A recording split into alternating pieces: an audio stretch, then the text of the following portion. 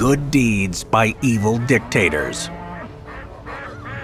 Whether it's murder, pillage, unspeakable acts of violence, or horrendous war crimes, dictators give you plenty of reasons to emphasize that first syllable. But believe it or not, they weren't all bad all the time, just 99% of it. In between eradicating entire ethnic groups, they sometimes had to pause and think about the most effective way to maintain an iron grip on their population. And bizarrely, that often led to some small silver linings. So, while these dictators may not have set out to accomplish a good deed, some of their actions were a force for positive change. Sometimes even evil needs some good PR. Hitler's Animal Solution. Adolf Hitler, he was a lot of things. A fantastic speaker, intelligent propagandist, genocidal maniac, harbinger of warfare and death, extremely passionate about blonde hair and blue eyes. Yeah, the list goes on. But beneath the anti-Semitism, extreme nationalism, and desire to remove anyone who wasn't his ideal version of Germanic purity was a deep love that many might not have thought such a man to be capable of. A love between man and dog. It's fairly well known Hitler was a vegetarian who had a four-legged furry friend by his side his whole life. But what's lesser known is that his love extended beyond dogs to encompass all animals. Indeed, while Hitler was busy murdering his way across Eastern Europe, he was also ensuring the welfare and protection of animals with a series of animal rights acts that extended across his tenure as Nazi leader. Almost immediately after becoming chancellor in 1933, Hitler and the Nazi Party introduced Reich animal protection laws. The laws made euthanasia mandatory for animals with no quality of life, banned animal experimentation except in specific select circumstances, and created a strict set of laws regulating animal slaughter, among other protections. Hermann Goering declared on radio that the mistreatment of animals will be subject to internment in a concentration camp. But these measures weren't entirely altruistic. Some historians argue that while framed as protecting animal welfare, they also functioned as a direct attack on Jewish traditions. Kosher slaughter was indirectly prohibited as Jews were forced to follow the new German protocols. Over the next 10 years or so, the Nazis put a vast array of animal regulations in place, including documents about hunting, conservation, and domesticated pets. Everything from wolves down to lobsters were given better protection than Jewish people in Nazi Germany. And it wasn't just Hitler who cared about animal welfare. Many leading Nazis were animal lovers. Goebbels, Hess, Haas, and Dönitz all adored and owned dogs, while Hermann Goering's estate was prowled and protected by his very own pack of lions. All in all, when it came to Nazi Germany, maybe being an animal was a better option. Illiteracy in Iraq. Saddam Hussein was a dictator unflinching in his use of chemical weaponry, violation of human rights, and inflaming ethnic hatred within Iraq. Across his regime, Hussein was responsible for countless atrocities, mass murders, and unspeakable acts of brutal violence. But despite his sordid legacy, in 1979 he still managed to earn a UNESCO Krupskaya Award for his work improving literacy rates in Iraq. As any good dictator will tell you, an essential component of control is indoctrination, and one of the best places to begin indoctrination is through education. So, the first step was to create an Iraqi literacy campaign and open mandatory literacy schools for anyone between the ages of 15 and 45 deemed illiterate. Part of this campaign, though, also included harsh punishments for those not attending or found to be lying about their literacy levels.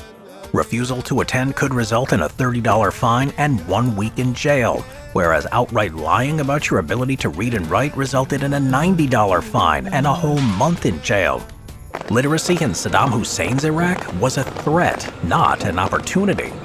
With the population educated under his thumb, Hussein used the schools to erase the history of marginalized communities that he sought to remove from Iraqi society, glorify himself through exalted indoctrination into the cult of the leader, and demonize America, all while generally keeping a tight watch on both the minds and actions of Iraqi citizens. But while Saddam Hussein may have created educational reforms for all the wrong reasons, they did have positive outcomes that rippled across Iraqi society. Between 1977 and 1987, male literacy rates increased to 87%, and female literacy increased massively, with only 25% recognized as illiterate in 1987, compared to 62% just 10 years earlier. In conclusion, if you were in Iraq in the 80s, you'd most likely learn to read and write, just mostly about how great Saddam Hussein was. Genghis Khan's Intelligence Society. Known for both strategic brilliance and ruthlessness, Genghis Khan created the largest empire in human history. He spent a good portion of the 12th century first uniting warring Asian tribes under Mongol rule before branching out to Eastern Europe, successfully extending his control as far as modern-day Hungary. However, Genghis Khan's rise to power was the result of extraordinary brutality. Entire cities were annihilated, and survivors were often massacred or enslaved to serve as a grim warning to those who resisted Mongol domination.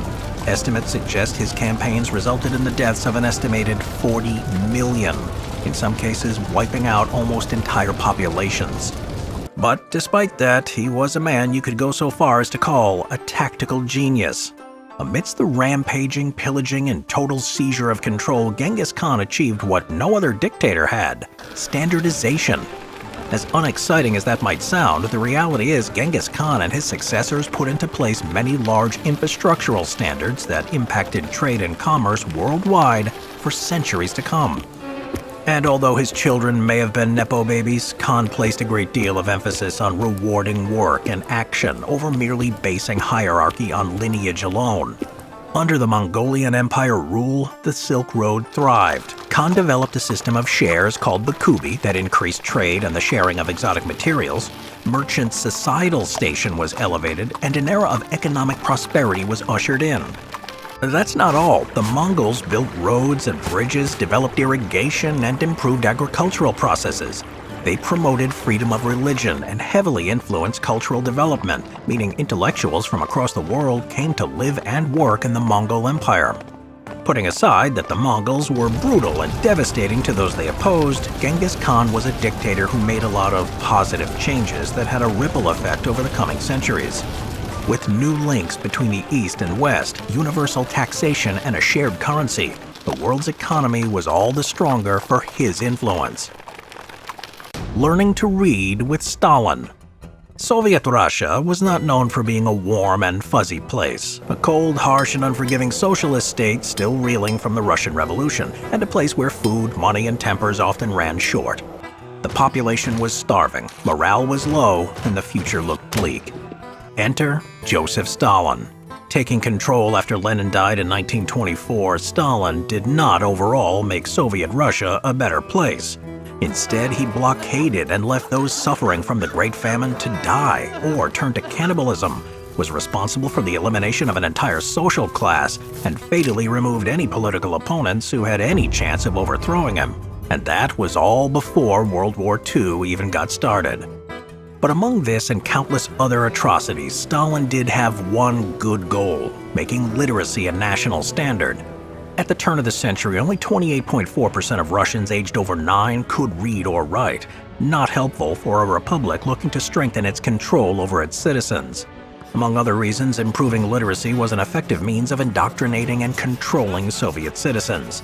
The educational overhaul worked tremendously well. Stalin's tight grip regulated the curriculum, introduced subjects like communist ideology, and glorified both socialism and Stalin's supposed role in the Russian Revolution, crafting a narrative that fit into Stalin's cult of personality methodology. His methods may have been purely selfish, but they were certainly effective.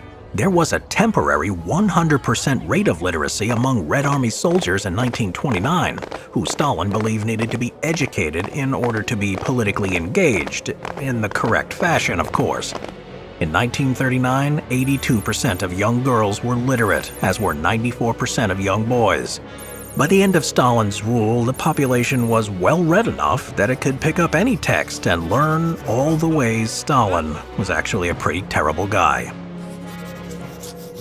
The bizarre eating habits of notorious dictators. Food. It's essential to your well-being and to your very existence. Whether you're born in the richest palace or the smallest home, everyone has personal likes and dislikes when it comes to food. Of course, it's far more readily available to some than others, leading to dictators being able to request and have any food or drink they desire, allowing them to indulge in some truly bizarre preferences. Kim Jong-il and his expensive tastes.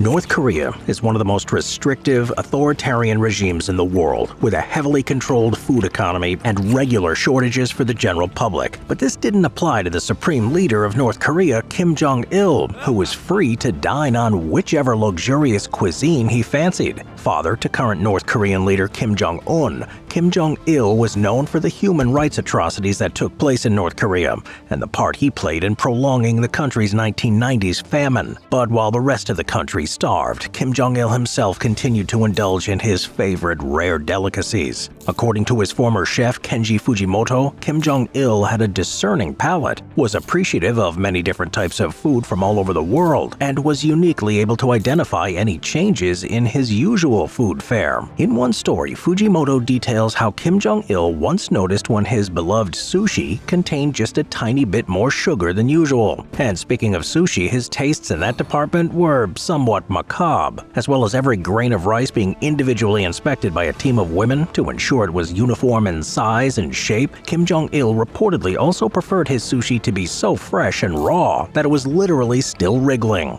His love of rice extended beyond sushi, with Fujimoto once being sent to Japan specifically for 100 rice cakes filled with mugwort. Other stories from the chef include him being sent across the world for various dishes and specialties like Uzbekistan and Iran for caviar, Japan for seafood, and Czechoslovakia for draft beer. Also, apart from the fine French wines and champagne that he drank with his meals, he had more than a fondness for Hennessy cognac. But one of Kim Jong-il's favorite dishes is also one of the most surprising, as it was more humble by far. It turns out that the dictator had a particular fondness for roast donkey. However, when he presented this meat to local dignitaries on a trip through Russia, they were informed at first that it was heavenly cow. It wouldn't be appropriate to say that Kim Jong-il ate donkeys after all. Stalin and the psychology of excessive drinking. Leaning heavily into certain stereotypes, Russian leader Joseph Stalin was a big fan of drinking, and in particular, vodka. But it wasn't his love of it that made his history with alcohol so interesting. Instead, it's how he utilized it as a strategic tool for manipulation and influence. Stalin would frequently hold drinking parties for visiting dignitaries and his close associates. At these events, the guests would be plied with large amounts of liquor, including Stalin's beloved vodka. He saw these parties as unique opportunities to encourage his frenemies to relax and unwind, thereby potentially accidentally revealing pertinent or incriminating information. Simply refusing to take part was, of course, not an option. As Nikita Khrushchev once said, time came when you not only could not refuse a drink, but they'd simply force it on you, pump you full, fill you to the brim deliberately.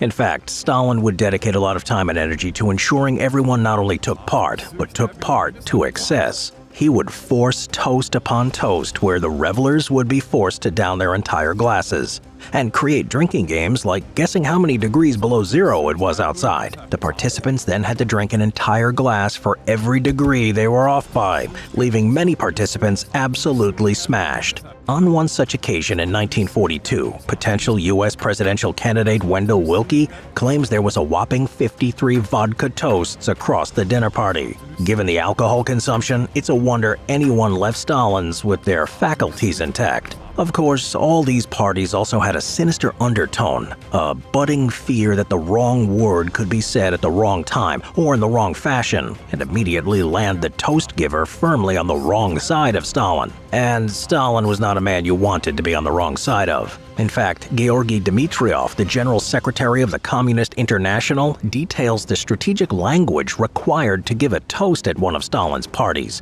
and the undercurrent of fear that lay in the potential consequences chances of getting it wrong. However, not even Joseph Stalin could drink to this reported degree without suffering the consequences. It finally all caught up to him on February 28, 1953, when after hours of drinking, he was found the next morning unconscious, having suffered a massive stroke. He never recovered, dying 4 days later on March 5th, aged 74. Benito Mussolini's raw garlic. There's a lot of things that can be said about the fascist Italian dictator and friend of Hitler, Benito Mussolini, but one thing that we can claim with absolute certainty is that he was definitely not a vampire. In fact, Mussolini had a peculiar fondness for raw garlic, with his favorite food being a simple salad of the ingredient along with oil and fresh lemon juice. While this may sound tasty on occasion, reportedly Mussolini would go overboard. Despite his preferred way of eating to be with his wife and 5 children at home, we can't say that they felt the same. Raw garlic is a rather potent-smelling ingredient that lingers long after being consumed, to the point where Mussolini's wife Rachel once said to the family cook that after Mussolini indulged in a whole bowl of raw garlic salad, she couldn't go anywhere near him. As a result, she would escape to sleep in one of the children's rooms, rather than share a bed with a man who could incapacitate his enemies simply by breathing on them. Fidel Castro and his love of ice cream. While many of us enjoy an ice cream on a hot day, there are some people who take their love of the cold treat just a little too far. Fidel Castro, the Cuban revolutionary, is one such person. Castro's love of ice cream remains legendary, as not only it was tantamount to an obsession, but because it also changed the food production industry in Cuba. Allegedly, Castro's love of all things dairy started at a young age, before he became the leader of Cuba. According to the famous novelist Gabriel Garcia Marquez, he once even witnessed Castro polish off a massive 18 scoops of ice cream after Sunday lunch. Let's all spare a thought for his bathroom attendant. Another time, Castro had his Canadian ambassador ship him 28 containers of the famous Howard Johnson's ice cream, one of each flavor. Upon tasting them, he decided it was time to set up his own revolutionary ice cream parlor in the heart of Havana, and so the concept of Copelia was born. But from 1962, the United States had declared an embargo on Cuba, and Castro was no longer able to get the milk he needed for his beloved ice cream. He spent the next 4 years developing the dairy industry within Cuba, allowing him to realize his frozen dreams in 1966, when he could finally open the doors to the giant ice cream cathedral. Copelia was named after wealthy supporter and project leader Celia Sanchez's favorite ballerina, and it could hold up to 1,000 people at a time. Soon, Copelia became world famous, with Castro shipping off the ice cream to dignitaries, food festivals, and revolutionary friends everywhere. It was, in his words, our way of showing we can do everything better than the Americans. Saddam Hussein and the Christmas chocolatey treats. Saddam Hussein was the dictatorial Iraqi politician known for human rights atrocities in the Middle East. But while the East may have been his home and life, Hussein actually had a strong affection for Western sweets, and in particular, Quality Street. While the rest of us only get to see a large tin of Quality Street at Christmas time when we fight over the best ones, it seemed Saddam Hussein had a regular supply of the chocolate-covered treats. This is according to British MP George Galloway, who visited Hussein in 2002 and described the British foods he saw in his home, including the elusive Quality Street. When Galloway refused to eat one, lest he regain the weight he had recently lost, Hussein tried to insist, telling him to choose his favorite, although he didn't share which one he himself was partial to. The fact that the Iraqi dictator had tins of Quality Street readily to hand is a story that will no doubt upset every child who has opened a tin just to find them filled with their mother's collection of spare buttons and sewing supplies instead. The bad habits of evil dictators. Dictators have risen and fallen throughout history, and we all know they're not the most pleasant of people.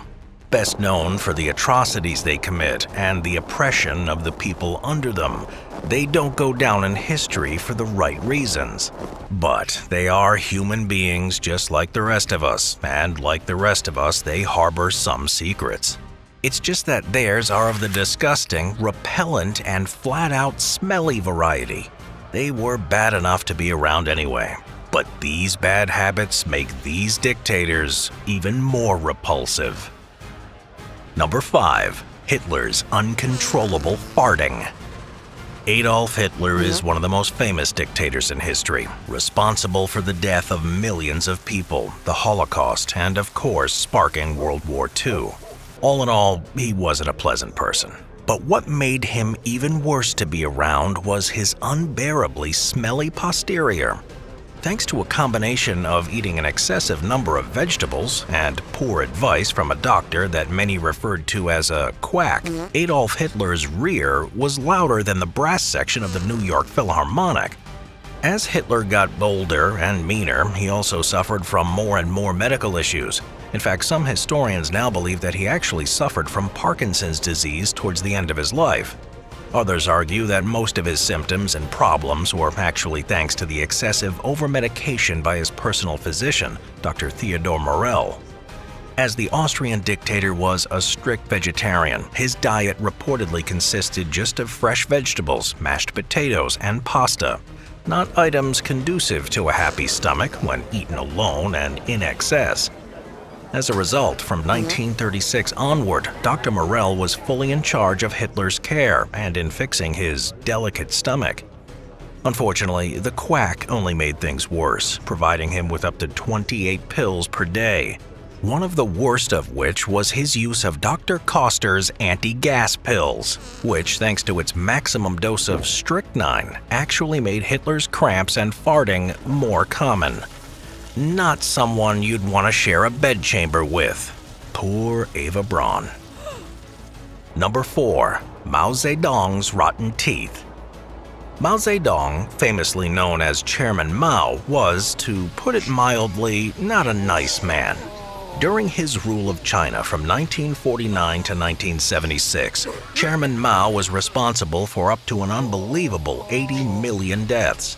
From purification schemes to the killing of loyalists while under his communist rule, Mao seemingly had no reservations about torturing and murdering those he saw as a threat.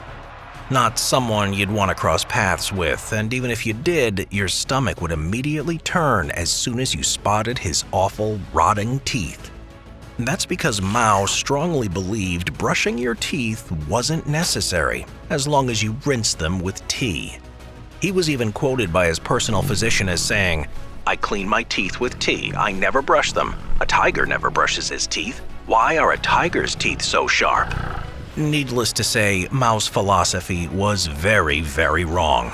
As a result of his complete lack of oral hygiene, his teeth looked like they were coated in green paint. A few were loose and pus oozed out of his gums. By the 1970s, his physician reported that all of Mao's teeth had blackened and the back had fallen out, and he was suffering from severe periodontal disease, as you can see in untouched photos from the time. All of which served to make him look like a PSA for why you definitely should brush your teeth. It's also worth mentioning that the apple clearly doesn't fall far from the tree. In 2011, Mao's grandson, Major General Mao Xinyu, was asked to recite a poem of his grandfather's live on air, during which he inexplicably picked his nose. It may be a bad habit shared by many, but most of us can manage to refrain from nose picking on live national television. Number 3. Stalin's crude drawings. Rounding off the 3 worst dictators of all time and their disgusting habits, we have Joseph Stalin. Responsible for upholding a regime that used mass murder as a form of control, including the genocide of the kulak class of Ukrainian farmers, Stalin had millions of citizens executed by his command. But when he wasn't busy murdering the population in order to bring them in line, Stalin had a rather interesting hobby, and by interesting, we mean akin to that of a teenage boy who was bored in class. As revealed for the first time at a Moscow gallery in 2009, Stalin's favorite pastime was to take male nude sketches by 19th century Russian painters and deface them. When doing so, his childish humor was immediately apparent, as per one sketch that depicted a naked man and a prostrate naked woman. Stalin had scribbled, "Idiot, you've completely forgotten what to do." In others, Stalin seemed to instead channel a latent philosopher, and not a very good one at that. For example, on a sketch of a naked man sitting in a thoughtful position, he scribbled, "One thinking fool is worse than 10 enemies." One unnamed handwriting expert confirmed these strange captions were definitely the work of Joseph Stalin, although why one of the most powerful and evil men in the world chose to spend his time scribbling weird captions on old drawings is anyone's guess.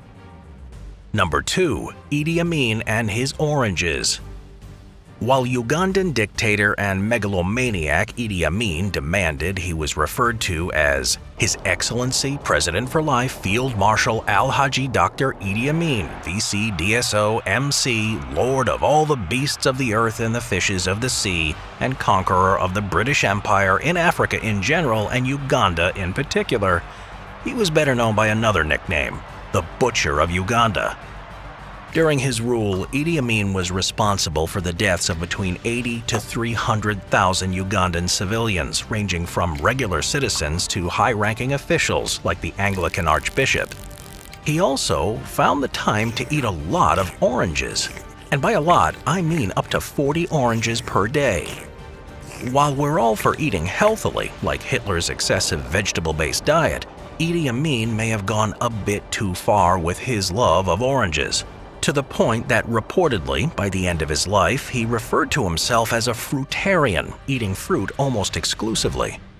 The reason for Idi Amin's love of oranges wasn't based purely on taste, however. He believed oranges to be nature's Viagra, and that by consuming so many, he was increasing his sexual prowess, making him better in the bedroom.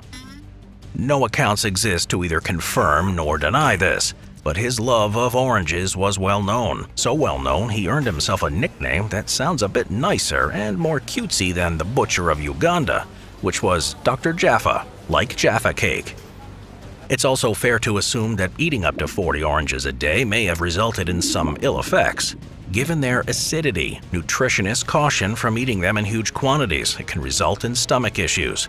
Just 4 to 5 per day can cause heartburn, cramping, headaches, nausea, and upset stomach. If that's just 5, imagine what havoc 40 must have wreaked on the dictator's system. Still, it's doubtful anyone feels too sorry for him. Number 1. Ne Win's love of dolphin parts.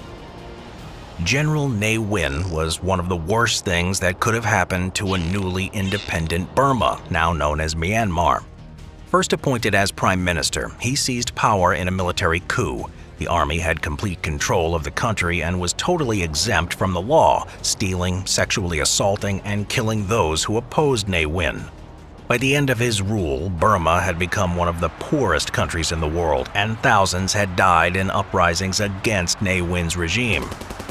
As well as his complete incompetence and brutality in running Burma, Ne Win also allegedly had a pretty gross habit. According to multiple sources, although only after his death, the dictator bathed in dolphin blood. As a deeply superstitious man who believed in things like juju surrounding the number 9, it's unsurprising that he also believed in myths surrounding the power of dolphin blood. Allegedly, dolphin blood has properties that keep you young, and Ne Win evidently believed this, as he would repeatedly and creepily washed in the stuff. Just don't ask where or how he got it. I don't think we'd want to know the answer. How do North Korean generals have so many medals in peacetime? It's a question as perplexing as the Hermit Kingdom itself. Why do North Korean generals have so many medals when they haven't fought a proper war in over 70 years? Part of the answer is that they're allowed to wear their decorations of their parents and grandparents. The other is that they'll give out medals to literally anyone and anything, even if they aren't human. Throughout over 75 years, the DPRK, or Democratic People's Republic of Korea, has given out shed loads of medals. This is mainly because when the country's going through hard times, it likes to make as many heroes as possible to distract the population from the awful reality. These honors Wars can be generally split into two distinct categories, military and civil, which we'll now take a look at in more detail. Let's start off with military decorations, which are considered the most prestigious. At the top of the pecking order is the Order of Kim Il-sung, first introduced in 1972. Officially, it's given to those who have exceptionally pleased the great leader. Predictably, these are almost always individuals in the Kim inner circle of leadership, many of whom have actually been given it several times. Because of this, it's estimated to have been handed to less than 1,000 people throughout its entire existence. Matching its gravitas and symbolic value, it's usually presented every year on April 15th, which is North Korea founder Kim Il-sung's birthday and a national holiday. In 2012, son followed father with the introduction of a direct equivalent called the Order of Kim Jong-il, giving flashy generals yet another opportunity to bedeck themselves out in their finery. A little below this is the Hero of the Republic, which was created right at the start of the Korean War in the early 1950s. These are reserved for those who have shown extreme courage in battle, with recipients of this illustrious honorific receiving a medal with a massive gold star on it. Unsurprisingly, a large proportion of them were issued during the Korean War. In subsequent decades, though, the lack of conflict meant the criteria was changed. Nowadays, it's also handed to those who display bravery, and it doesn't have to be during battle, and they don't even have to be alive to receive it. To give one particularly dramatic example, one police officer who was supervising underground construction work was adulated with it when things took a turn for the worst. Realizing that an explosive device was about to detonate prematurely, he flung his body to shield the sacred letters of Kim Il-sung, which were hung on the wall from the blast, turning them into red paste in the process. During the Korean War, mass casualties and a greater number of active troops prompted the government to introduce additional awards in recognition of military service. These included the Order of Soldiers' Honor, which was given to unit leaders and commanders who were rewarded with promotions, increased salary, and even free education up to university level for their children. Elsewhere, the Order of Freedom and Independence, as well as the Military Merit Medal, were bestowed upon lower-ranking fighters, while the Order of Yi-sun-sin, named after a famous Korean admiral, was reserved for those in the Navy. That's about it as far as major military medals go. Now, I know what you're thinking. Is that it? But just hold on, because we're about to take a look at civil medals, and trust me, there's a lot of them. By civil, I mean medals handed out during peacetime, which really gets to the heart of the question we're addressing here. The highest of these is called the Hero of Labor, or Order of Labor, which was also established during the Korean War. As you might have already figured out, this is given to workers who display outstanding skill and commitment, but it can also be given to mothers who bear lots of children. Labor heroes are entitled to medical treatment at the best facilities, access to the best houses, first-class travel on trains, while their children are often prioritized over others when applying for higher education. Over the years, some very odd people have been lauded with this prodigious title. A man named Mr. Chang Shun-sil, for instance, was awarded it twice for cultivating barren farmland with human waste. According to the citation, he carried it over his shoulder in pails for decades. Ugh. There have been other recipients of it as well, some that aren't even human beings, but you'll have to stay until the end to find that out. After the Korean War, the list of civil awards was expanded greatly. It started out innocently enough with the institution of multiple People's Prizes, recognizing achievements in areas of national interest. By this, I'm referring to the creation of the People's Prize for the arts, science, children, and literature of the 1960s. Kinda sounds like the Nobel Prizes, right? While at the same time, though, in true communist style, a variety of medals for professions were brought in, and this is where things start to get a little bit silly. The first in this cohort were the Merited Athlete, Merited Railroad Worker, Merited Doctor, Merited Pharmacist, Merited Fisherman, and the People's Artist Awards. After this, it got even more specific with the establishment of medals for salt makers, geological prospectors, electricians, weather forecasters, foresters, and even tractor drivers. Then somehow it got even more specific. By the end of the century, there were trinkets for movie industry suppliers, those responsible for working security and scheduling, statisticians, and workers in the marine and rail transport industries. Bloating the number further were bits of brass commemorating important historical events. In relation to this, those that marked the foundation of the Korean Army, the creation of the North Korean state, and the end of the Korean War were just some that were released in the 20th century. The latest latest one came out in 2008 to signify the 60th anniversary of the DPRK. Alright, you might feel a little overwhelmed at this point by the sheer quantity of honors I've mentioned, but you have to hold on a bit longer because guess what? There's more. In the 1990s, the North Korean state started throwing trophies at people who had simply participated in important construction projects. It all began in 1992 with the presentation of a general award for participation in capital construction. What followed were medals for the building of the Mount Kumgang power plant in 1996, the Pyongyang-Nampo Highway in 2000, the Huichan Power Station in 2011, and the Baekdusan Hero Youth Power Station in 2015. And these are just the few we know about. Okay, so far we've established that North Korea is so crazy about gold stars that literally anyone can get one. Well, now we're gonna go one step further because even things that don't breathe can get them. The most common are machines or parts of machines that have had a good service life. In October 2001, for example, both the Hero of the Republic and the Hero of Labor awards were bestowed upon a 15-ton pneumatic hammer, which had served the state loyally by being in operation for 30 years straight. The glorification of machinery began in the 1960s. It came about when Kim Jong-il visited a textiles factory and expertly pointed out maintenance problems with one of the lathes. Number 26, an industrial tool mainly used to shape metal and wood. This gave rise to a movement in which workers modeled themselves after this particular piece of equipment, eventually leading to the establishment of the Number 26 Model Lathe Factory Award, which is given out to machines, factories, and workplaces that are especially productive. In 2012, this same lathe was honored again with a Hero of Labor medal as a reward for 50 years of loyal operation. But wait, it gets even stranger. In 2000, a ginkgo tree was made a Hero of the Republic. During the Korean War, the tree demonstrated its commitment to the protection of the fatherland when it sheltered a North Korean vehicle under its branches from a United States aircraft, which supposedly crashed into it. So, finally, back to the question. Even if inanimate objects and tractor drivers can be given trophies, is it any wonder that North Korean generals are plastered with them?